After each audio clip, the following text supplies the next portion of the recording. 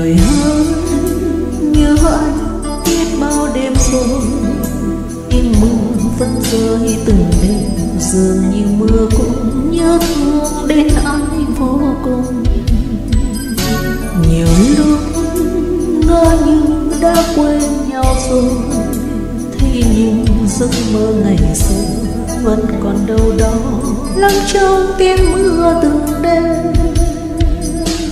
Yêu anh và yêu anh mãi, dẫu này đã xa cuối trời. Tim em càng thêm thao thức mỗi khi thấy mưa lại rơi. Mong cho thời gian qua nhanh, sớm mai thấy anh quay về.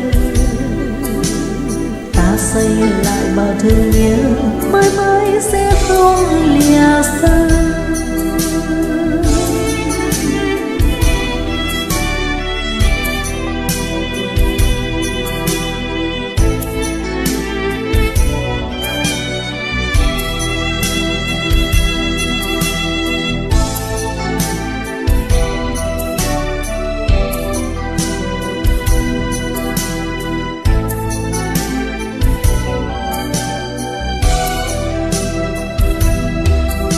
Người hỡi nhớ anh biết bao đêm rồi, tiếng mưa vẫn rơi từng đêm, dường như mưa cũng nhớ thương đến ai vô cùng.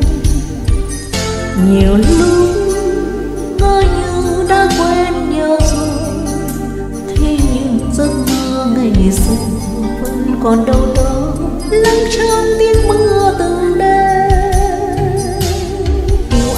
Và yêu anh mãi, giờ này đã xa cuối trời. Tim em càng thêm tha thức mỗi khi thấy mưa lại rơi.